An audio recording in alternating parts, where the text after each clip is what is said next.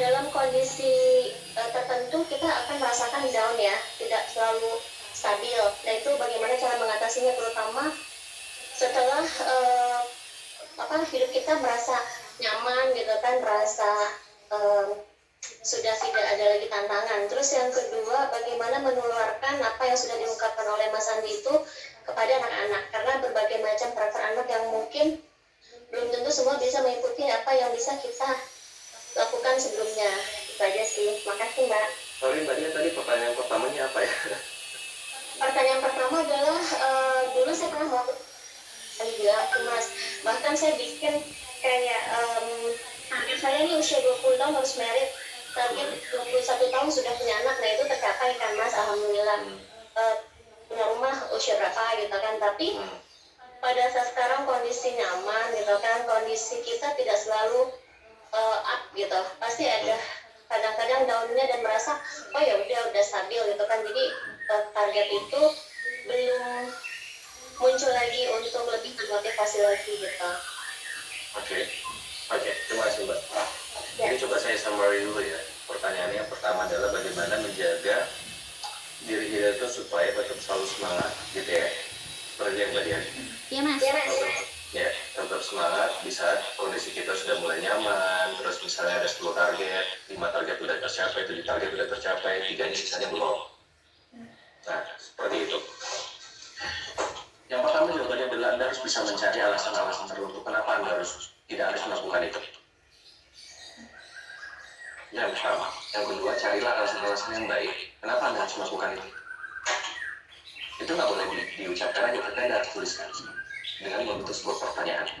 Ketika semakin Anda bertanya semakin bagus kepada diri Anda, maka itu Anda akan berusaha untuk menjawabnya secara lebih bagus juga. Pertanyaan itu nggak bisa saya jawab, karena itu adalah pertanyaan pribadi. Tapi Anda harus bisa menciptakan pertanyaan-pertanyaan baik buat hidup Anda. Contoh, saya seorang aktor, saya seorang pengusaha. Terus kenapa tiba-tiba saya harus menjadi seorang penulis? Saya sudah sangat nyaman dengan kehidupan saya. Insya Allah adalah untuk hidup sehari-hari. Kenapa saya harus tetap menulis? Kenapa? Maka saya harus mencari pertanyaan itu. Kenapa seorang Andi Azhar masih harus tetap menulis? Ketika saya menjawab pertanyaan itu bahwa oh iya, saya ingin menulis itu adalah suatu hal yang menyenangkan buat saya. Saya ingat dorongan manusia itu ada dua tadi, kebahagiaan dan ketakutan. Rasa cinta, kebahagiaan, dan ketakutan. Jadi ketika saya menuliskan itu, menulis itu adalah sesuatu hal yang menyenangkan sekali. Saya bisa menuangkan semua perasaan saya, menuangkan semua imajinasi saya ke dalam sebuah tulisan. Yang pertama, saya mencari alasan-alasan yang kuat itu. Dan akhirnya, di tengah kesibukan saya bisa tetap terus untuk menulis. Terus ditanya lagi, ada sulit banget ya di lokasi syuting, harus baca skenario, belum lagi ini cucinya banyak banget, ada pemeran utama, belum lagi handphone bunyi terus, ada WhatsApp lagi dari perusahaan, ini harus diselesaikan secepat mungkin gitu. Ini bagaimana?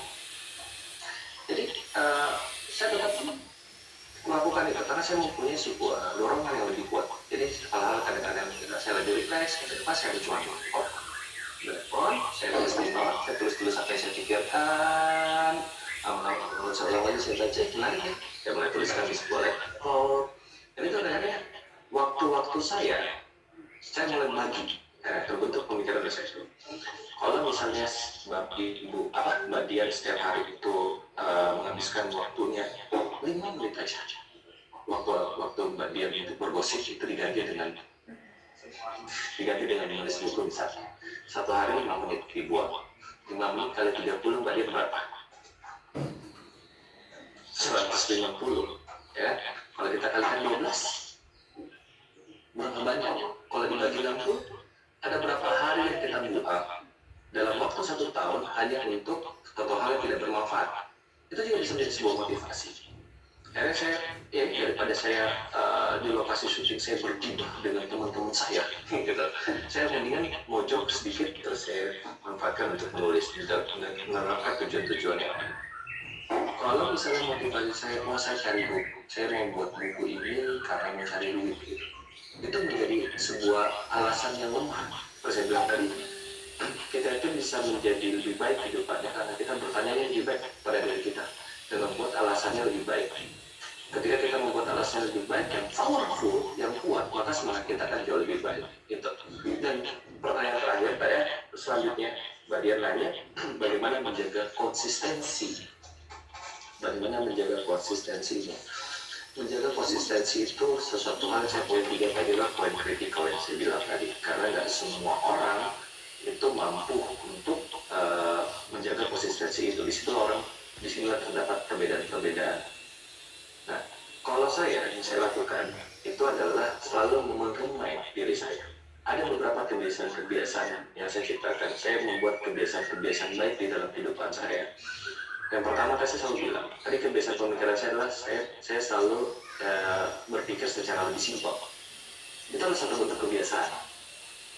Itu kebiasaan saya. Jadi kalau ada hal yang masuk ke dalam kehidupan saya selalu bilang, orang cerdas itu bukan membuat segala sesuatunya itu menjadi rumit, tapi membuat segalanya menjadi simpel. Seperti halnya dengan konsisten. Konsisten itu saya gampang. Saya membuat selalu remind. Remindnya gampang banget. Ketika saya mau tidur, saya mengevaluasi hari ini apa aja yang saya kerjakan dalam 24 jam. Kemarin saya seperti ini. Uang saya sekian. Hari ini berapa ya hari ini saya dapatkan? Besok seperti apa yang saya targetin? Itu saya selalu remind.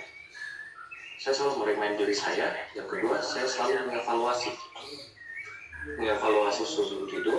Dan pada saat saya selalu di meja kerja saya atau di ruang tidur saya itu selalu ada note, saya selalu tulis apa yang saya lakukan. Oh, ini 1, ini yang belum selesai, ini 2, ini yang belum selesai, ini 3, ini selesai.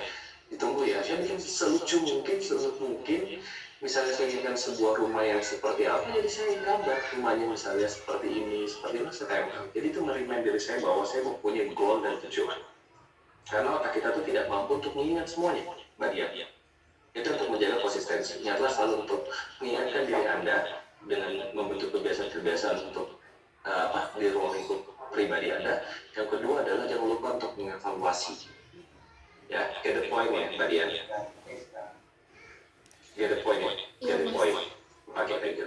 Yang kedua, Mbak Dian tanya bagaimana mensinergikan atau memberikan hal-hal seperti ini kepada teman, hal positif ini kepada teman, kepada anak, kepada orang lain.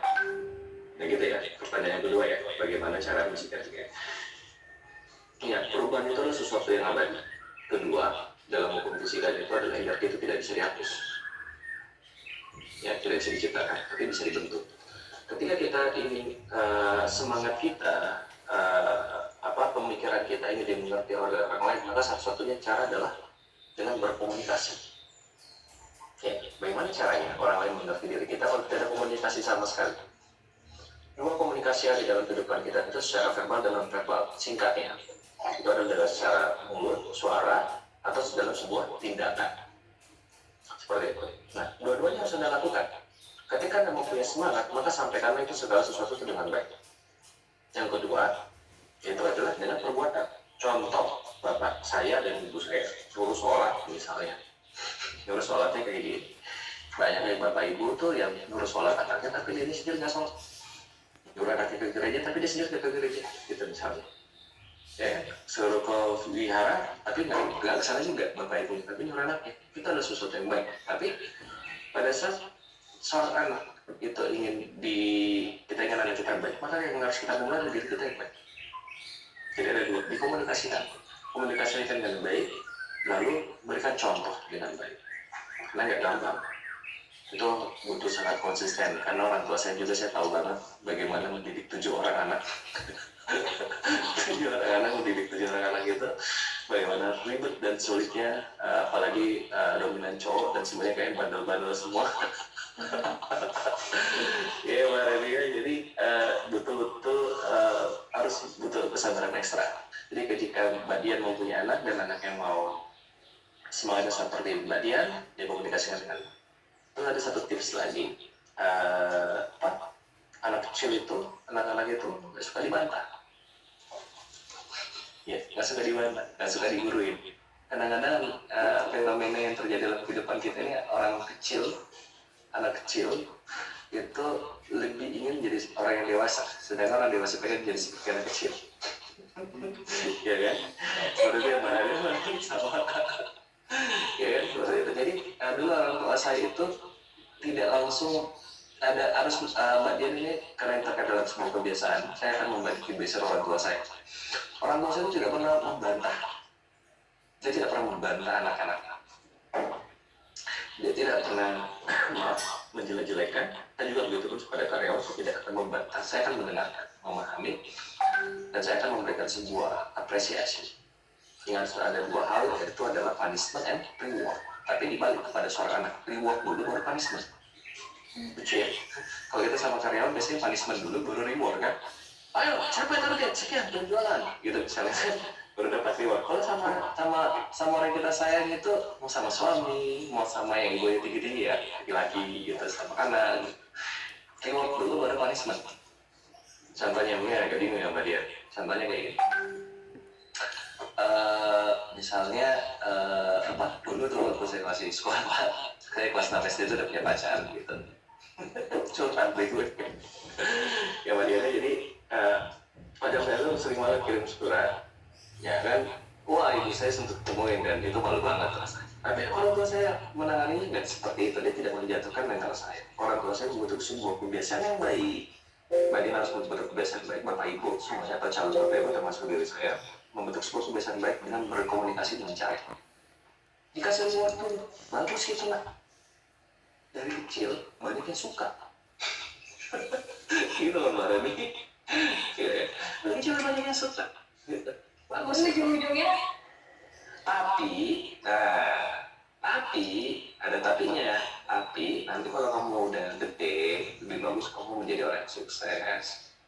Ya, kalau kamu kaya, ya kan sukses, berpendidikan, beragama, terus menjadi mantu idaman lah gitu, ya kan, mantu idaman, terus pendidikan bagus. Jangankan satu orang, satu truk juga muncul di situ orang untuk ngantri buat sama kamu.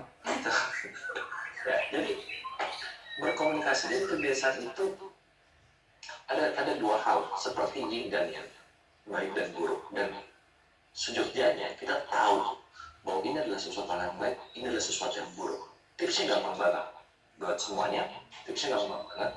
Kita harus membuat sebuah perbandingan kebiasaan baik kita dan kebiasaan buruk kita.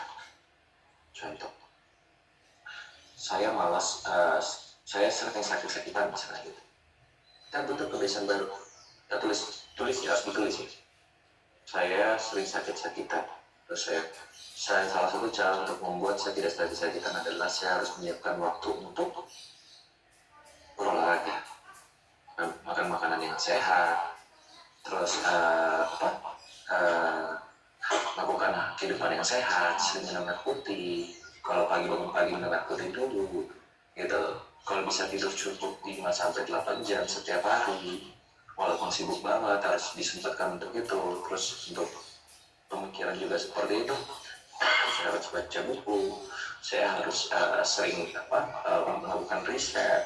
Nah, itu kebiasaan itu yang harus kita bentuk. Kita harus membuat bentrokan antara kebiasaan baik sama kebiasaan buruk, dan tulis apa yang kita baca. Tulis apa yang kita baca. Kenapa saya bilang seperti ini? Karena ini adalah kunci dari semuanya. Dan ini kunci dari semuanya. Karena banyak orang di dunia ini hidup tanpa dia tidak mengenal dirinya siapa. Banyak orang di dunia ini hidup tapi dia tidak mengenal dirinya siapa. Barani mengenal diri Barani siapa? Masih dalam proses seperti ini Mas ya? Ya, banyak orang hidup tapi mereka tidak mengenal dirinya siapa. Gitu. Makanya banyak orang-orang yang gagal dibandingkan orang yang sukses. Jadi hal yang pertama yang kita lakukan adalah mengenali diri sendiri dengan tulislah apa yang kau baca, bacalah apa yang kau tulis. Tuliskan diri kita siapa. Dari situ kita akan melihat kebiasaan-kebiasaan kita. Kita mengenal diri kita, oh ternyata si orangnya begini setiap hari. Waktu saya 24 jam saya buat seperti ini. Pantesan ada orang yang bisa memanfaatkan waktu 24 jam dengan hal-hal yang lebih baik, menjadi orang yang lebih baik, melakukan banyak hal yang lebih baik dibandingkan dengan diri saya yang melakukan hal-hal yang biasa-biasa saja. Jadi kalau Anda ingin menjadi orang luar biasa, Anda harus menciptakan kebiasaan-kebiasaan yang luar biasa. Baik itu dari segi pemikiran, secara omongan, dan lain-lain. Ada orang ingin menjadi pribadi yang baik, tapi kebiasaannya adalah omongannya kasar, semuanya yang keluar binatang. Lama-kelamaan di suatu tempat atau di suatu conference atau di ini, dia bisa mengeluarkan kalimat-kalimat seperti itu juga. Itu karena kebiasaan. Ala bisa karena terbiasa. Seperti itu. Jadi kenalilah diri sendiri dulu, baru kita bisa menciptakan kebiasaan. Dan selebihnya tentang 7 habits itu gampang banget. Tinggal beli bukunya, tinggal baca atau buka Google, itu gampang banget tentang 7 habits. Yang sulit itu adalah konsep penerapannya. Konsep penerapannya share-nya adalah konsep penerapannya adalah mengenali diri sendiri, mulai membentuk pola-pola pikir yang baik, lalu kita mulai action. Lalu yang terakhir adalah kita harus konsisten dengan apa yang kita lakukan. Yang terakhir, kalau kita mengalami sebuah dilema atau sebuah naik turun tangganya, misalnya kayak kita naik turun kehidupannya, kita harus mencari alasan, kalau kita harus bertanya kepada diri kita dengan cara yang sangat cerdas. Jadi seperti itu. Ya, terima kasih Oke, Mas luar Andi dan biasa Mbak sekali Rini. Mas Andi jawabannya. Sangat komprehensif sekali, luar biasa.